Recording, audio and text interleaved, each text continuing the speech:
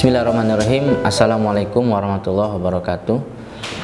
Innal hamdalillah nahmaduhu wa nasta'inuhu wa nastaghfiruh wa na'udzubillahi min syururi anfusina wa min sayyiati a'malina may yahdihillahu fala mudhillalah wa may yudlil fala hadiyalah. Asyhadu an la ilaha illallah wa asyhadu anna Muhammadar Rasulullah sallallahu alaihi wasallam wa ala alihi wa ashabihi amma ba'd.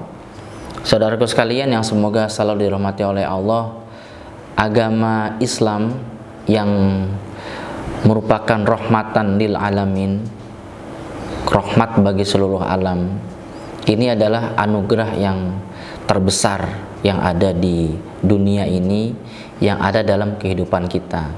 Kenapa? Karena Islam ini akan bisa mengantarkan kita kepada surga. Inna dina indallahil Islam. Agama yang diterima oleh Allah adalah agama Islam. Dalam surat Ali Imran, di ayat yang lain, wa man yabtaghi ghairu islami dinan falam yuqbala minhu wa huwa fil akhirati minal khasirin. Barang siapa yang mencari agama selain Islam, maka tidak akan diterima, dan di akhirat dia akan menjadi orang yang rugi. Kenapa? Karena kebaikan yang dia kerjakan kalau bukan di atas atau di dalam agama Islam, maka kebaikannya tidak akan diberikan pahala oleh Allah. Nah, kita tidak menginginkan itu. Dan atas dasar itu berarti membina anak-anak kita atau membina generus-generus di dalam Islam agar mereka juga bisa memahami tentang Islam, dan mereka akhirnya merasa berkewajiban mengembangkan Islam, menyampaikan peraturan-peraturan Allah dan Rasulullah SAW, itu menjadi kewajiban bagi kita. Kenapa? Karena kalau tidak kita estafetkan pembinaan ini, ayat-ayat Allah dan sabda-sabda Rasulullah SAW, tidak kita estafetkan kepada anak-anak, generasi muda, tidak kita bina mereka, maka ketika generasi awal sudah meninggal, ya sudah selesai. Na'udzubillah min dzalik, ya. Jangan sampai terjadi seperti di sebuah negara yang dulu Islam pernah jaya, Islam pernah berkembang di sana, tapi karena orang Islam yang hidup saat itu tidak membina generus yang ada di negara tersebut untuk bisa menjadi juga orang Islam, meneruskan agama yang telah mereka ajarkan, akhirnya ketika generasi tuanya sudah meninggal, ya sudah selesai. Generasi muda tidak pintar, tidak paham dengan agama Islam, yang akhirnya lunturlah Islam. Masjid yang dulunya ramai, meriah, dikumandangkan azan setiap 5 waktu, meriah ketika Ramadan, Idul Fitri, dan lain sebagainya, ternyata saat ini sudah sepi. Bahkan na'udzubillah min dzalik, ya masjidnya jadi museum, hanya jadi tempat dikunjungin bahwa dulu pernah ada peradaban Islam di negara ini. Nah, kita tidak ingin di Indonesia seperti itu. Maka menjadi suatu kewajiban, ya, membina generus-generus dalam agama Islam, terutama membina anak kita masing-masing, saudaraku sekalian. Atas dasar cerita itu wajib, dan ternyata memang Allah perintahkan dalam surat Tahrim ayat 6, ya ayyuhalladzina amanu qu anfusakum wa ahlikum naro. Hai orang-orang yang beriman, jagalah diri kalian dan keluarga kalian dari api neraka. Jadi jangan hanya mementingkan diri sendiri untuk tertib beribadah, untuk mencari ilmu, pintar sendiri, tapi ternyata anak-anaknya tidak diarahkan untuk beribadah dengan tertib dan untuk mencari ilmu, hanya peduli dengan dirinya sendiri saja. Tapi untuk urusan dunia, anak-anaknya disupport. Tuh, akhirnya anak-anaknya pintar dunia, bodoh urusan agama, padahal orang tuanya ahli ibadah, orang tuanya mengerti urusan agama. Hanya orang tuanya itu kurang open, kurang peduli dalam urusan agama anak-anaknya. Ini salah besar ini. Nanti akan menjadi bumerang bagi dia di dalam akhirat. Karena terusannya itu Allah berfirman, wa quduhan nasu wal hijarah. Yang menjadi kayu bakarnya neraka itu adalah manusia dan batu-batu berhala yang disembah oleh orang-orang musyrik itu. Nah, jangan sampai sebab keteledoran kita dalam membina anak-anak, artinya lalai dalam membina anak-anak, akhirnya anak-anak kita tidak memahami tentang agama Islam. Na'udzubillah min dzalik, kalau sampai menjadi kayu bakarnya neraka dan bisa menarik orang tuanya. Karena orang tuanya tidak membina anak-anaknya, akhirnya anak-anaknya itu menyebabkan orang tuanya tertarik ke dalam neraka juga.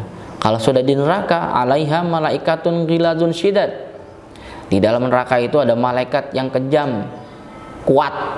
La ya'sunallaha ma amarahum wa yaf'aluna ma yu'marun. Mereka nggak pernah menentang Allah terhadap perintah Allah.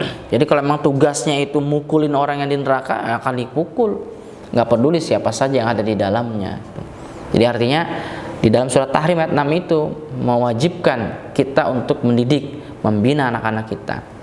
Dan dalam sebuah hadis juga dijelaskan bahwa kita ini semuanya pengembala yang nanti oleh Allah akan ditanya tentang gembalaannya. Ya, ala kulukum ra'in wa kullu mas'ulun an ra'iyati, dalam hadis Bukhari. Wa rajulu ra'in ala ahli baitihi wa huwa mas'ulun an ra'iyati. Seorang laki-laki itu menjadi pengembala atas keluarganya, dan dia nanti akan ditanya tentang keluarganya. Yang menjadi suami akan ditanya tentang istri dan anak-anaknya. Termasuk mungkin di dalam rumahnya itu ada orang yang bekerja di rumahnya dan memang menjadi tanggungan dia.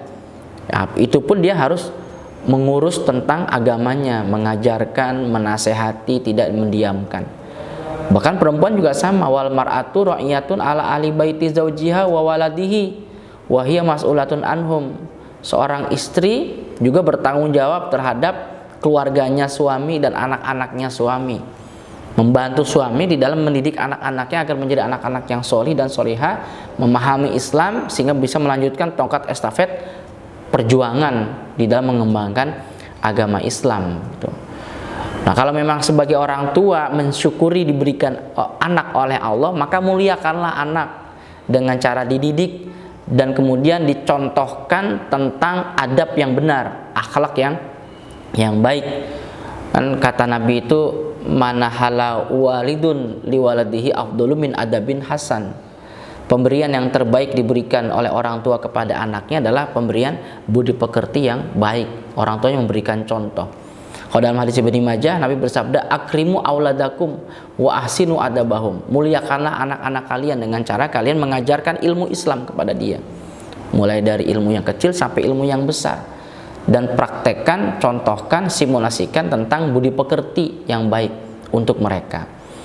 Nah, ketika kita sebagai generasi awal betul-betul totalitas di dalam membina anak-anak, termasuk generus-generus yang lain bukan anak kita, peduli untuk membina generus-generus semuanya dalam agama Islam, maka nanti kita akan memetik buahnya. Yang jelas di dunianya Islam akan terus lestari.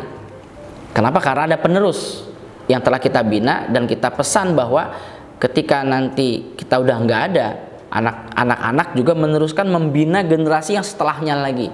Terus ya, tongkat estafetnya jangan berhenti, diteruskan dan diteruskan ila qurbi yaumil qiyamah, sampai mendekati hari kiamat. Nah, bonusnya adalah nanti di surga, kalau dijelaskan dalam surat At-Tur ya, ayat 21, walladzina amanu wattaba'athum dzurriyyatuhum biiman alhaqna bihim dzurriyyatahum wa ma alatnahum min amalihim min syai' al-ayat. Orang-orang yang beriman kemudian keturunannya juga ikut iman karena dididik, diarahkan, dibina oleh orang tuanya, maka anaknya itu nanti akan kami Allah susulkan ke derajat orang tuanya. Atau kebalikannya, orang tuanya akan disusulkan ke derajat anaknya kalau ternyata anaknya derajat surganya lebih tinggi, dengan tanpa kami Allah mengurangi pahala dari derajatnya yang di atasnya. Jadi seandainya orang tuanya mengangkat derajat anak, itu tanpa mengurangi pahala orang tuanya. Begitu pula sebaliknya. Itu keutamaannya. Jadi di dunianya Islam terus lestari, jalan untuk masuk surga, selamat dan neraka tetap terbuka, dan di akhiratnya bisa bersama-sama lagi, kumpul lagi di akhirat. Di dunia kan kita senang ya, di dunia kita senang bahagia kalau ada kumpul keluarga. Nah, jangan sampai terjadi kumpul keluarga di dunianya sering, tapi di akhirat nggak pernah kumpul lagi. Nauzubillah min dzalik. Apalagi yang didapat selain itu? Jika kita fokus membina kepada semua generus, bukan hanya anak-anak kita saja, ya contoh para ustadz, para guru, para tenaga pendidik dalam Islam yang peduli mendidik siapapun generus yang dititipkan kepada dia dengan tulus lillahi ta'ala, ingin mengembangkan Islam, ingin mendapatkan pahala jariah dari amal solih yang dia kerjakan, maka Allah akan berikan aliran pahala. Kan ketika orang iman meninggal, putus amalannya kecuali 3: ilmu yang manfaat, kemudian sedekah jariah, anak yang solih. Kalau dia sebagai orang tua, itu ada plus-plusnya, punya anak yang solih, mendoakan dia sehingga derajat dia diangkat. Sampai ada hadis itu yang menyatakan, inna rajula la turfa'u darajatuhu fil jannah wa qala ya rabbi ana li hadza qala bistighfari waladika laka. Jadi ada seorang laki-laki derajatnya diangkat oleh Allah di surga, tapi dia bingung, ya Allah kenapa kok saya derajatnya tinggi seperti ini? Perasaan dulu saya ibadahnya biasa-biasa aja. Kata Allah, sebab doa ampunan anakmu untuk kamu. Gak mungkin dong anak-anaknya itu mendoakan ampunan untuk dia secara rajin, rutin, kalau bukan karena orang tuanya dulu membina dengan benar, mendoakan dengan benar kepada atau untuk anak-anaknya. Nah, jika terjadi kita membinanya itu juga bukan hanya kepada anak, tapi kepada siapapun yang tadi sudah saya jelaskan, maka generus itu ketika mengerjakan kebaikan-kebaikan yang kita ajarkan pun akan mengalir kepada kita pahalanya. Man yashfa' syafa'atan hasanatan yakun lahu nasibun minha. Barang siapa yang memberikan pertolongan dengan pertolongan yang baik, maka dia akan mendapatkan bagian dari pertolongan itu. Surat An-Nisa ayat 85. Bahkan dalam hadis Ibnu Majah nih ya, agak lumayan juga panjang, tapi memang memotivasi kita ya untuk kita dengan tulus, dengan lillahi ta'ala membina generus-generus dalam agama Islam ini agar Islam tetap lestari ila qurbi yaumil qiyamah. Dalam hadis Ibnu Majah, Nabi bersabda, inna mimma yalhaqul mu'min min amalihi wa hasanatihi ba'da mautihi ilman alamahu wa nasyarahu. Sesungguhnya termasuk amalan-amalan orang iman dan kebaikan-kebaikan orang iman yang akan menyusul dia setelah mati itu adalah yang pertama, ilmu yang dia ajarkan dan dia sebarkan. Ilmu bermanfaat, ilmu agama, mengajarkan Al-Quran, mengajarkan hadis yang di dalamnya ada aturan-aturan Allah sehingga dia baik hubungan dengan Allah dan baik hubungan dengan manusia, menjadi muslim sejati. Maka ibadah-ibadah yang dikerjakan oleh orang itu karena sebab diajarkan akan mengalir kepada gurunya. Wa waladan solihan tarokahu, anak soleh yang dia tinggalkan, mengalir juga, tadi sudah saya jelaskan. Wa mushafan warasahu au masjidan banahu au baitan libni sabil banahu au nahron ajrohu au sodakotan akhrajaha min malihi fi sihatihi wa hayatihi yalhaquhu min ba'di mautih. Jadi ada mushaf Al-Quran yang disodakohkan, masjid yang dia bangun, kemudian rumah tamu yang dia bangun, mata air yang dibebaskan untuk masyarakat, sodakoh yang dia keluarkan dari hartanya, keadaan sehat dan keadaan hidup, itu semuanya akan menyusul kepada dia ketika dia sudah mati. Tadi yang saya ambil, yang saya garis bawahi adalah ilmu yang diajarkan dan disebarkan serta anak solih yang dia tinggalkan. Jadi di samping kita mengerjakan kewajiban membina generus, membina anak-anak kita di dalam Islam agar mereka paham juga terhadap Islam sehingga Islam lestari, maka kita pun akan mendapatkan pahala jariah.